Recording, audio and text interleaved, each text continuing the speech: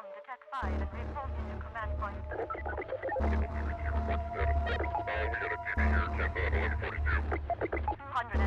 Assault on protection team. Refresh to HST-17 at once. If not, I cannot make the contact. Reward noted. Protection team members. Contact information returned.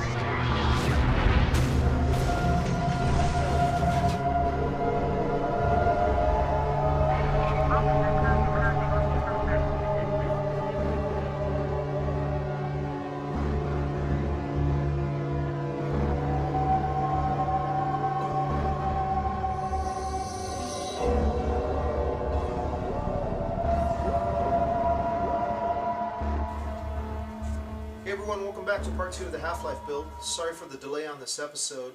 When the project returned from CES, we had a little bit of damage to the chassis that we needed to repair. We also went in and did some hardware upgrades. We upgraded our video cards to two 780s. We also ran some rigid tubing for our liquid cooling lines. So I hope you guys enjoy. Here's part 2. Okay, I have my panels laid out here. Obviously this is our motherboard tray. This is going to be one of the inner side panels that's going to mount for our SSDs. And then this is the front bezel panel, and then we have our top piece here where our reservoir is going to mount inside. And I'm going to start spraying these with a mixture of the gunmetal and metallic gray, just to get some base coats and some aging on these. So let's go ahead and start laying down some base coats. Alright, I'm just starting to lay down my first base coats here. I got a mixture of the gunmetal and a little bit of the smoke black, and I'm just kind of going in and shadowing in the areas that I want some deep detailing in. And we're going to work across all the panels here, and then once we get those finished, we can actually install these back into the chassis, and then we can start working on the case doors and maybe start installing some of the components of the PC. So I'm just going to continue working across these panels, get these base coats applied. That way we can move on to our detail coats and our special effects finishes. Okay, I finished off most of the shadow layers here on these panels. Again, it's just a mixture of the smoke black and a little bit of the gunmetal mixed together, and then I just did a 50-50 mixture of the smoke black, and then went into all these little detail lines and kind of just deepened the shadows. Now what I'm doing is just taking a straight mixture of the gunmetal, going right back over those shadows just to push them right back in the back. Alright, I'm just doing a little bit of shading here on the case door, and I'm just going in with a little bit of detail black over reduced, and just getting down in all these little crevices, kind of just creating some deeper shadows, maybe some area of kind of oil and dust buildup, and getting pretty close to finishing up our base coats here, and then we can move on to adding some other colors.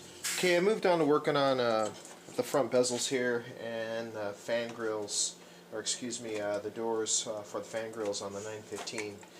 And what I'm doing is just laying down the base coats of gunmetal, a little smoke black. Now we're going to mix up some color and start fogging in some of the hazard orange, a little bit of white, and start detailing these panels up a little bit. Alright, I'm starting to lay down some of my my graphic templates here. I'm using some fine line tape and some vinyl letters. I don't know if you can pick that up through the camera, but that spells Black Mesa. And we're just working across the panels, doing some masking for the effects panels. I'm going to mix up some color, go right back over the top of this with a caution orange, and then we can peel up some of the graphics to reveal the final effect on those panels. Okay, now I'm just starting to lay down some graphics colors. I lay down the caution orange on the rad box case door there, and then I'm just fogging in a little bit of the detail white, and we're going to start creating some graphics here on the front bezel. Alright, I just started laying down a little bit more base coat here. Started fogging in and detailing some of the caution orange. I got the radiation logo being airbrushed in here right now, and I'm just kind of laying down some base coats, just defining some colors, some blocks of color, and then we'll go in and age up the panels with some weathering effects. But we're just continuing to move across these panels, installing our base coats and some of our graphics.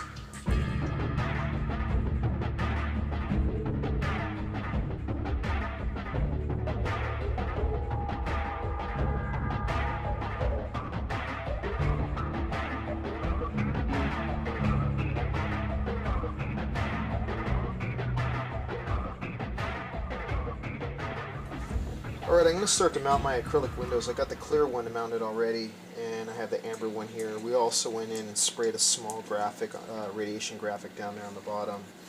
And I'm going to use my M3 screws with the matching nuts to secure these panels together. Alright, looking behind the front panel here, you can see the two different colors of acrylic. We have the clear, obviously, and the amber below. And we're starting to mount them here. I still need to add the washers and nuts to the bottom acrylic panel. But what I want to start working on right now is sleeving up the cables for the front panel illumination for Gordon Freeman's ID badge. And we're going to use Lutro's Teleo sleeving for this that he supplied for this project. So we're going to go ahead and sleeve this up, add a couple spade connectors to the end, and finish up this part of the build. Okay, in this area we're going to install Gordon Freeman's ID badge, and we have an LED mounted right up underneath this panel here. It's all wired in. I just need to go ahead and sleeve it up and add a Molex pin to it so we can hook it to our power source. Okay, the LED is all wired up and illuminated, and like I said before, Gordon's ID badge will just be mounted in this position here. And that's pretty much how that effect will work out. So I need to do a little bit more wiring and sleeving. I got some LEDs on the back panel that I need to sleeve up and wire, so I'm going to go ahead and move on to that. Alright, now I just went in and did all the wiring and sleeving to illuminate these two LEDs.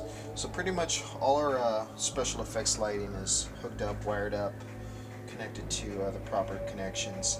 Now what we can do is start thinking about building the system, get the motherboard installed, start running our lines for wire or for tubing, get the pump installed, basically just start building the system now. We pretty much finishing up all the special effects panels, maybe a couple airbrushing things that we still need to finish up. We still need to go in and detail some of these rivets, add some rust marks to them, scratch up the panels, do a little bit of weathering, a little bit more weathering on the panels. But we're getting pretty close to finishing this up and installing the system. Alright, I'm going to start to do some work on my fan controller. This is just a switch fan controller. It controls 6 fans. And what I want to do is start taking this apart. I've already removed some of the screws. And then the back control panel of this just kind of slides out. And what I want to do with this is go ahead and remove the socket head screws, sand down this factory finish here, and then apply my own paint effects. So that's the point we're at right now. So we're going to take these socket head screws off, sand the surface down, and then we're going to kind of go for like a whole industrial kind of hazard line look on this. Maybe do some font airbrushing on there. This is system flow control or valve control. Alright, I'm doing a little bit of work on the front panel on the fan controller. I just sprayed this over with a hazard orange and then just went in with my fine line tape to create the hazard lines, and then with my vinyl letters I just went in and created the system flow valve. Now what I need to do is just spray back over the top of this with a base coat of the flat gray and gunmetal and start aging this up. Alright, I finished up the plate on the fan controller, and that's just going to go right over the top of the switches there. We got the doors attached. We still got a lot of airbrushing to do. I need to go and fix a lot of the overspray that I had, do all the detailing, some of the weathering. Yeah, so we're getting pretty close to completing the rad box, and we're going to install the radiators, the fans, and start installing the system here pretty shortly. Alright guys, what I've done is just went ahead and taken our power supply apart, and we're using the Silent Pro hybrid 1300 watt power supply by Coope Master. And what I've done is just taken it apart, did a light buff over the top of this, little light sanding, taken the fan out. We're going to do some sleeving on the cables, but what I'm working on right now is doing the rust effect on top of the fan blades. What I've done is just use a little bit of our iron metallic surfacer, just painted that right over the top of the blades, and then once that had dried, I just went ahead and used the rust antiquing solution, sprayed it right over the top of the blades, and just put it in the sandwich baggie, and we're just going to let this set up for about 10 to 12 hours. But what I want to move on to right now is go ahead and start working on some of the graphics here. What I've done is use a little bit of my contact paper, my masking paper for stencils. I printed out the Black Mesa logo. We're going to cut this out with an X-Acto blade. We're going to lay this right over the top and start laying down our paint graphics. And then I have another one, radioactive one as well. So let's go ahead and start working on the first layers of color here and get the power supply finished up. Alright guys, what I've done here is I just went ahead and sprayed over the top of this with a little bit of sun yellow and then a little bit of the caution yellow. This is going to be our base color, and what I did next was went ahead and used some of my vinyl letters and I went ahead and spelled out the caution radioactive, and then down here the Black Mesa and Research Facility. And what we're going to do is go ahead and spray this back over with some detail black, and then once that's dry we'll peel away the letters, and we'll peel away the paint mask here of the graphics, revealing the final effect. And we'll go in and do some weathering and some detailing once all that's complete as well.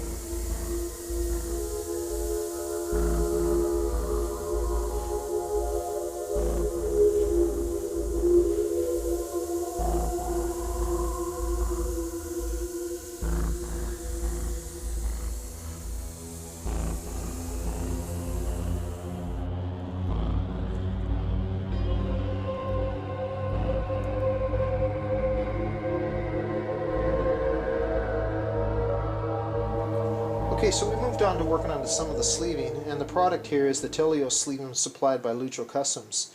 And he sent us out the black, the gray, and the carbon gray. And we went ahead and sleeved up our lines already for the 24 pin.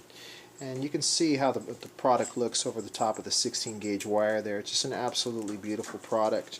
And the method that we're going to use for the sleeving is the heat shrinkless method, where you put the heat shrink over the end like we did on this one here, and then you melt it down and you cut it away to where you have a perfect little cap like on that one there, and it just slides into the connector and leaves just such a beautiful professional finish.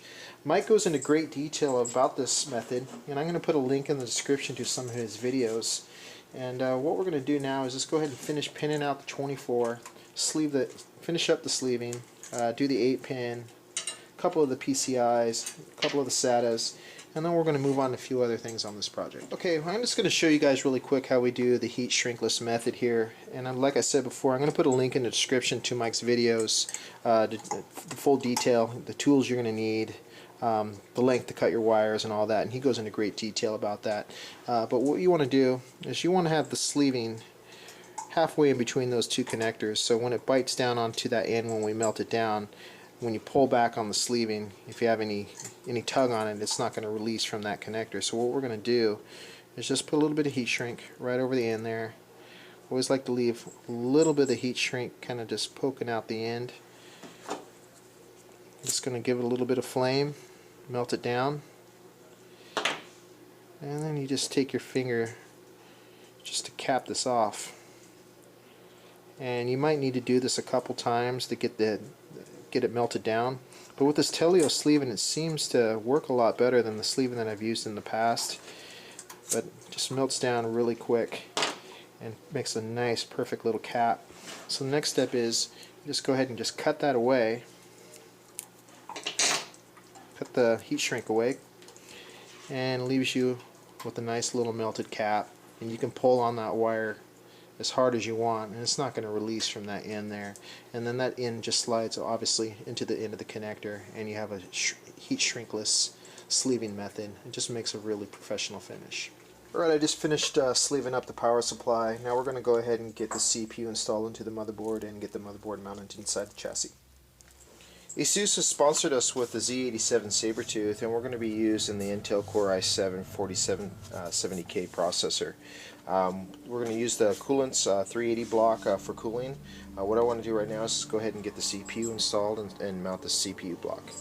Okay, we're going to be using the Coolant's 380 CPU block, and since my water is going to be coming down the right hand side of the motherboard, I'm going to mount the CPU block in this position where my water comes in, comes out, and flows down to the GPU. Right now I'll just work from corner to corner here and get the CPU block tightened down. Alright, I went ahead and mounted the motherboard, installed the power supply, and mounted the SSDs. Now what we're going to get to working on is installing the radiators in the top 915, start running our lines for tubing, finish up a little bit more airbrushing, and we're getting pretty close to finishing up this project. Alright guys, what we have here is 10 of the JetFlow 120s by Master. And what we're going to do, we're just going to do a simple fan mod on these. We're going to sleeve up the cables. We're going to paint the housing titanium silver and do a rust effect on the fan blades itself. Alright guys, here's the JetFlow 120. This is the white LED fans. What we're going to need to do is go ahead and start prepping these for paint. What I need to do is go ahead and remove the sticker here, the one in the back, and then hopefully we can try to get the fan blade out of here. There's a locking pin or rivet in the back that makes it very difficult for the fan blade to come out, but I'm going to try my best to get it out of there. If we can't, then we'll just go ahead and spray over the entire thing. I'm not too concerned about any of the sleeving, getting some overspray, because all this is going to be re-sleeved anyways. We're just going to do a nice rust effect on this, and then we'll just finish it up with some aging and weathering effect as well. So let's go ahead and start removing some of these stickers, get all this stuff removed, all the housing brackets, and start applying the first coats of paint.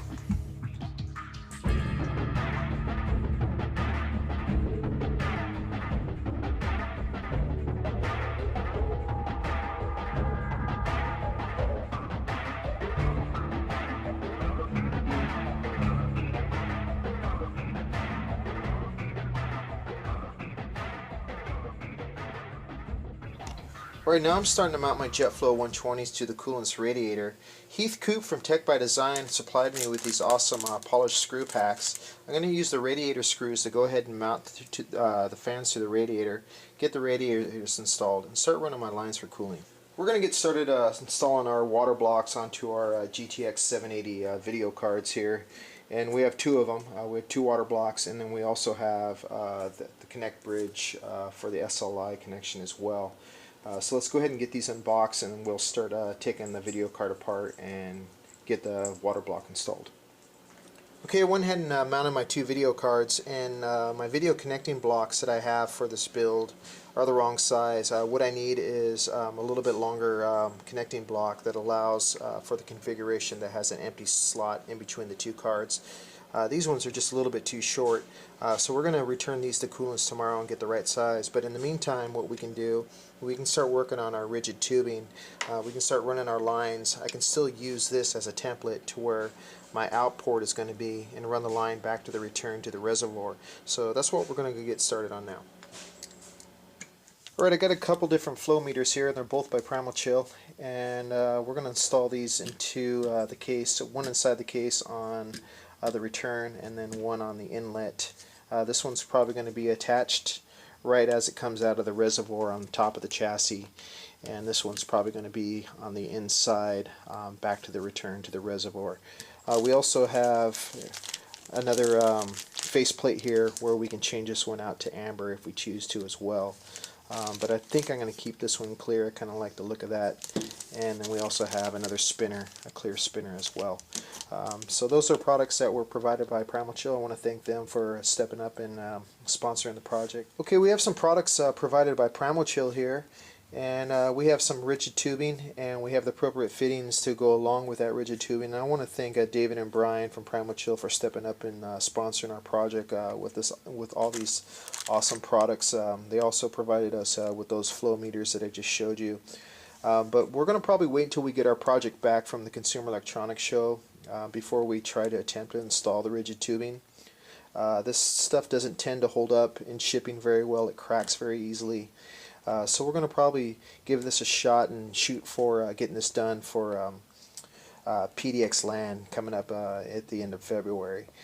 So I just want to thank again Primal Chill and David and Brian for sponsoring us and helping us out with all these great products. Alright, now we're going to get started bending some acrylic tube. This is a process that takes a little bit of patience and some practice. But what you want to do is take your tube, insert your silicone. What this acts as is when you bend the tube, it keeps the form of the tube without it flattening out. And I'll show you what I mean when I start heating this up here in a second. And let's go ahead and fire up our heat gun. And this takes some time to get this to where it's almost molten. You don't want to hold this too close to the heat gun, because what can happen is you can start blistering the acrylic tube, and if you do that, then the tube is worthless, becomes very frail, and it'll end up cracking on you very easily. So you just want to get it to where you can start applying some pressure to it and adding a bend. There's quite a few tutorials out there on the web that can show you how to do this. You can also purchase the bending mandrels to create your 45 in the 90s. But today I'm just doing this by eye, and it's getting pretty hot there. And then you can just start bending bending your angle.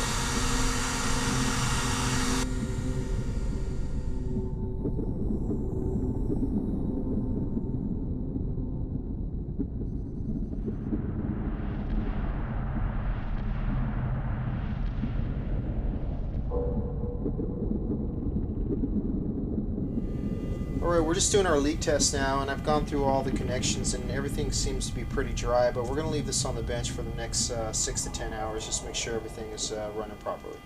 Alright, we're getting pretty close to finishing up this project now, guys. We're probably on about 4 hours of the leak test and everything looks to be pretty good. We're going to still let this run for another few hours, but we're getting pretty close to finishing this up. I have some airbrushing things I still need to finish, and then once that is all done, we'll go ahead and start hooking up all the power to our components here, and get into the BIOS, do some tweaks in the BIOS, and install Windows.